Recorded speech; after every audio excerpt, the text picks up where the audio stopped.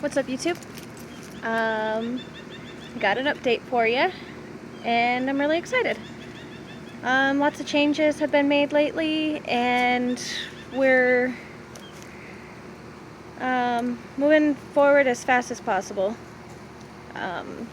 With the climate change and everything, I'd like to be able to get this rolling as fast as possible, of course. So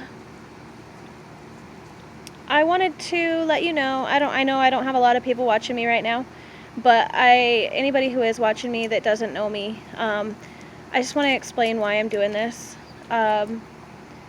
Central Florida is different. A lot of people don't know how to garden here, and I'm trying something different. I'm kind of approaching things with a mentality of finding a system that works whole and integrated together.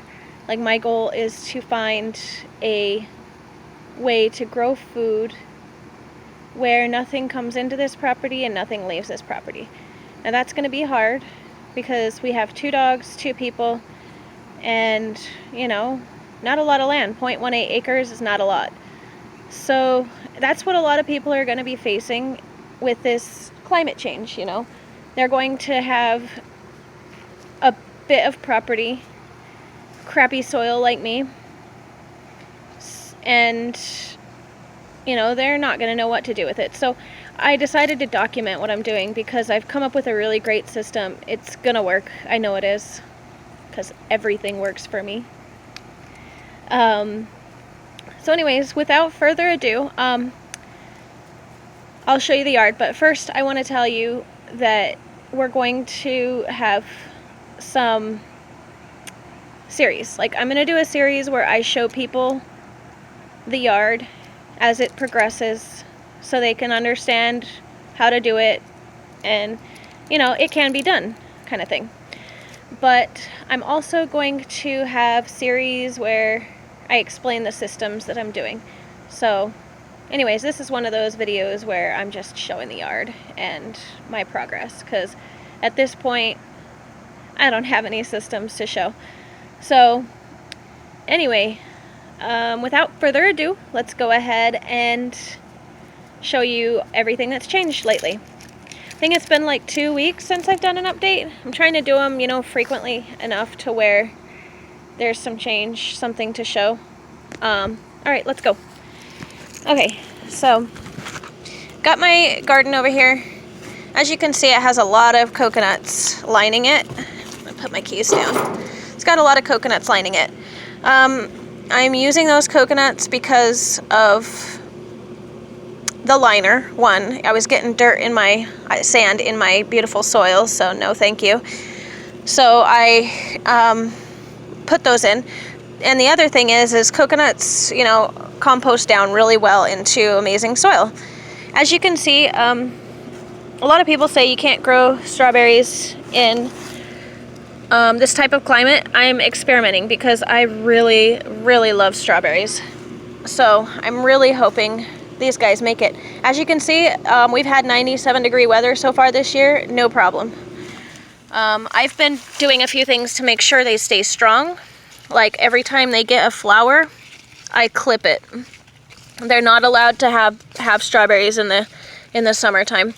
They're supposed to be building their roots and keeping themselves strong for the heat. One thing I'm willing to do is set up shade blocking stuff or sun blocking stuff if they get bad. If they do good this year, then my goal is to take that variety and plant about 1/4 of this. So right here. And here are my pigeon peas. They're my little babies. One problem, I'm trying to make sure I see things correctly. One problem that we're having is that the sun has decided to move. I should have thought about this. So I'm actually going to be setting some stuff up to fix that problem. And one thing that you want to do, and I have a whole row of them going all the way down. You can't really see all the way, but they go all the way to that bar over there by the water. pump or the water valve. But anyways, one thing with a small yard like this is you're going to have problems like that. The sun moves, you can't control it. You shouldn't waste your garden space. So what I'm going to be doing is I'll be setting up reflectors to reflect sun from areas that's basically wasted anyways into areas that I want. So far I've thought of 3 locations I'm probably going to set up reflectors, but I might do more. We'll see.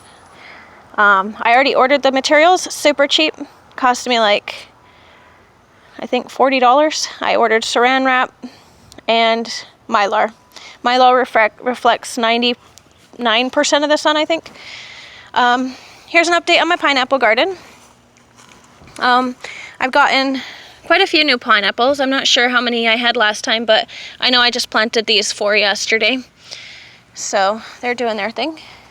Hi, the neighbor. Moringa trees are growing, doing their thing. And, oh yeah, gotta get back over here. Let's see if I have any new ones. Nope. So here these things are. I can't remember what they're called. What are these things called? I can't remember. This is a type of grain though. I'll remember the name for another video. But yeah. My comfrey was really failing. So I actually buried the pots in this garden here. As you can see, I've buried a lot of pots. Things don't do too well in little pots because the sun heats them up and the roots get air trimmed at the bottom. So if you want to stop that, do what I've done, especially in Florida. Take a look at this soil. I know I've showed it to you before, but this soil is amazing. I don't water it, and it's just so full of material to garden in. And all I do is throw leaves in here, and I threw some rabbit manure in, and I have rabbits growing, maturing to have babies to provide me more material for gardening. So, this is a cattle panel. I buy these for 20 bucks a piece at Tractor Supply. They're amazing to install. They last forever. You can trellis things up them. They're just really good. These are called water chestnuts. I just got them yesterday. I don't know how many I'm going to grow in the pond when it's done, but they are really good to put on your food. They're like a little chip. They don't get soft when you cook them. Kind of like almonds, I guess. There's an update on our banana tree. It's getting new leaves. It's got 4 now. It came with 1. Our tomatoes, I went through the other day and removed all the dead off of these. As you can see, they have the blight all the way to the top. I'm not too worried about it. I know a lot of gardeners will sit there and work really hard to make sure their plants are perfect, but that's not the way I garden. I'm what I call a lazy gardener. I want to do as little as possible and get the most return possible. So I kind of let them have a hard time, because the plants, their genes pass on that information to their young, and they, the ones that do well, if you select those genetics to continue on, then you might end up with superior genetics by stressing your plants out a little bit, because some will always do well. Here's our basil, and here's all these crops over here. So yeah, I planted the ginger right here. That's just temporary. We're gonna move it to to that bed over there actually next year. But I just needed to get it in the ground. It was doing the same thing, having a problem in the pots. So check it out, guys. Pond's done. Well, kind of, obviously not done, but it's on to its next phase. I obviously started laying some rebar for the concrete. Yes, I'm doing concrete. Forgot to tell you guys that. I was going to line it with liner, but I decided not to. So anyways, I'm going to actually be building this pond to be, it's about 4.5 foot deep right now, but I'm going to be building the sides up about 2 feet, 1 to 2 feet. So I'm hoping to get somewhere near 6 feet deep. Oops. So anyways, I have some sand here. I haven't moved it because I'm thinking I might need some for various things. So, but now it's just falling back into the pond. So fun times. So I moved my log pile over here, and I ran into the same problem with the sun moving over here. So I'm going to do the same reflector thing. I'll be reflecting light onto these plants to encourage them to continue growing vigorously because they're doing pretty good. What else? Oh yeah, I've obviously changed in here. I didn't close that. I need to like get a better way to close this thing. Having 2 latches sucks. Anyways, here's the rabbit hutch. I'm not gonna lift this up or anything. I'll show you the other one, but I decided to go with a bucket model, burying a bucket model. So I'm basically like, I played with a lot of ideas, and the bucket idea is the best. I was gonna let them burrow without me having access, but I don't like that, you know, if a baby rabbit dies, or I don't know. I just don't like the idea of them possibly digging out too. Freak me out. This sand is super easy to dig in. Look at me, I dug a pond. So anyways, so these leaves right here, for all you rabbit people, the rabbits like to eat them. My rabbits have full access to hay, and they don't eat it. Like, filled this, hang on, let me see how much they've eaten. This is really a ghetto setup. It's not the way that it's gonna be. See this hay feeder right here? This has been full for a long time, and here, let me actually take this cardboard out so they can have more access to it. But obviously they're not eating it because they had access to this side. They just don't really care about the hay anymore. And the reason why is because of those leaves. Once I let my male out and, you know, let him do his thing, he basically didn't want hay anymore. He said that, you know, he said those leaves are good for him. And these leaves are fine to eat. They come from the palmetto tree. That tree is actually edible for people too. But it's really hard to get to the part that's edible. So, anyways, oh, look, we've got an appearance. Hey, buddy. I'm really calm with these guys. Rabbits can get really flighty really easy. This is my male. Hey, buddy. He likes to dig and be a jerk, so those are his hobbies. His eye has what's called weepy eye, like the messy eye right there. It's not a problem for him because he is in a colony and he has a female that cleans his eye out. I used to have to clean his eye for him, and it was such a hassle. So that's why I kind of rushed to get a female so fast. I was actually going to wait. But, you know. Hey, buddy. So as rabbits are in colonies, you know, they get a little more flighty. So I try to spend a little bit time with them, you know, 15 minutes or so. And, yeah. And the rabbits have this dog. She's extremely jealous. Anytime I'm back here, she is just on it. Like, she's hunting right now in her head. I'm going to put fencing up so she can't even get to the cage area anymore because, you know, they will be fed to the dogs. And they shouldn't have to have a dog look at them like that, I think. So let me show you the way we're doing the buckets real quick. So look, and these guys really messed this one up, so I'm just letting them do whatever for now, but as you can see, I've got buckets. They're buried, and they have hoses attached that go inside the buckets. So, they seem to not mind them. I mean, they do want to dig, obviously. They're still digging. But I think that's their natural behavior.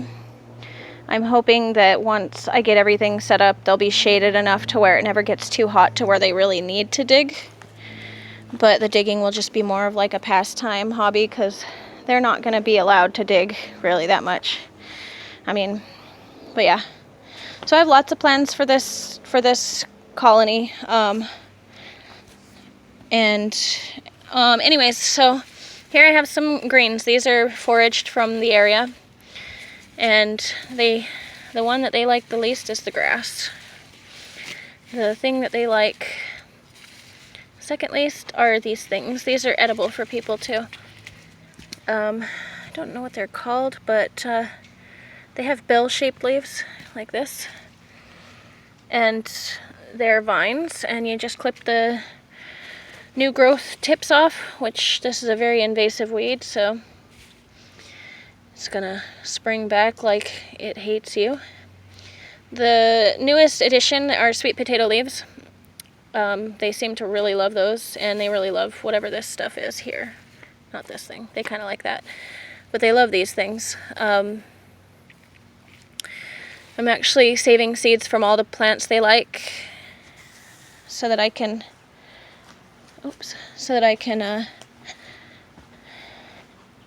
plant them crops.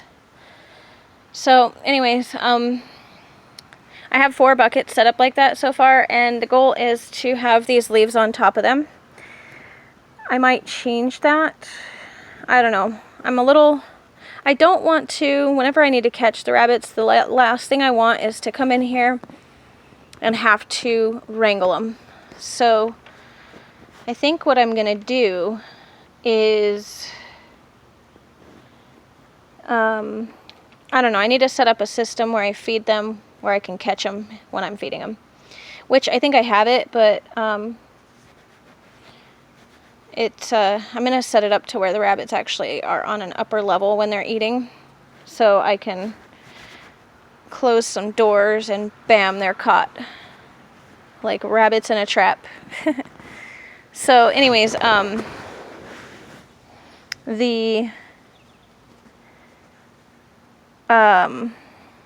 probably going to be the best way. But anyways, here, as you guys can see, I have a pond. I got that for them. Or my friend gave it to me, and I put it in here for them. I have it. Obviously, it's caving in on itself right now. I'll be fixing that, obviously. And I have, I don't know if you guys can see this, but I have little tadpoles in here. So I'm actually doing a little experiment with these guys. Part of that systems thinking I was telling you about, the system, a cohesive system. That system involves those tadpoles, kind of. The rabbits, this is their water that they drink. The tadpoles are eating their shit, the rabbit shit, and obviously they're eating that plant that I stuck in there. I put that plant in there because it has a bunch of pests on it. The ants in this area like to harvest nectar from certain bugs. So when I see plants that are infested, my logic is that that plant has a lot of bugs that are going to give babies to bugs that are going to piss me off later. So people tell you to just throw that stuff away, but my thought is, well, if I drown them, they're gone. So that's what I do. Any plant that shouldn't be composted for whatever reason like that, because if I would have composted that, then those bugs would have just been moved by those ants to my plants. Anything that I need to kill right away goes in there, in the water. And that's what I'm going to do in the pond too when I get the pond. So anyways, yeah, that's basically it. I'll give you guys a quick update on the cassava. And go. Get out of the way, you idiot. Come on. Go. Why do you have to be so obsessive?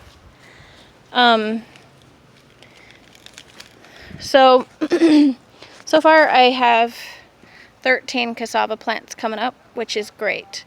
These plants grow somewhere in the ballpark between 3 to 5 roots per plant, and you don't really have to worry about them once they're up. They just kind of take care of themselves. I have been watering them just because, I don't know, I feel like I would really hate it out here. Maya, go. She's the reason why dirt keeps getting knocked back into my pond. So anyways, I'm going to shovel that today. But yeah, so, oh yeah, I was going to show you the cassava. So here's a cassava. They're not growing as fast as they were in the beginning when they started shooting up. But they're still growing. You know, the leaves can be eaten. Do not eat them raw. They range from this size to this size. I have 2 more that need to come up, or I might just have 2 that failed. That's one thing we're going to talk about eventually, is plan to fail.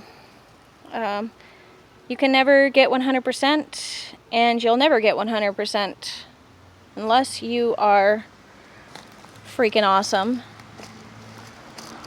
Just kidding. I'm sure you're awesome. But, Maya, go. But anyways, plan to fail. Plant to fail. And you'll succeed. So anyways, that's basically it, guys. Bye for now. Thank you for watching my long video. And if you want to see more of this stuff, like, subscribe, check in every once in a while, or hit the bell. That's what everybody says, hit the bell. Because, you know, things are changing. We all gotta come together here in Orlando.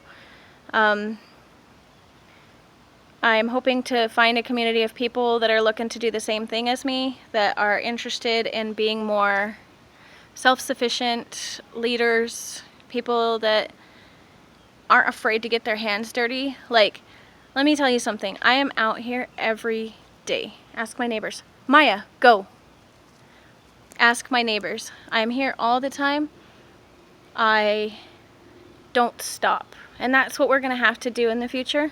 We're going to have to not stop and not refuse to take no for an answer. That's how I got this pond dug. I would wake up in the morning and, you know, I spend 5 hours a day, Monday through Friday out here. I have 2 full-time jobs, this yard and my work. So yeah, it doesn't stop because your need for food doesn't stop. So anyways, guys, bye for now. Like and subscribe, whatever. See ya.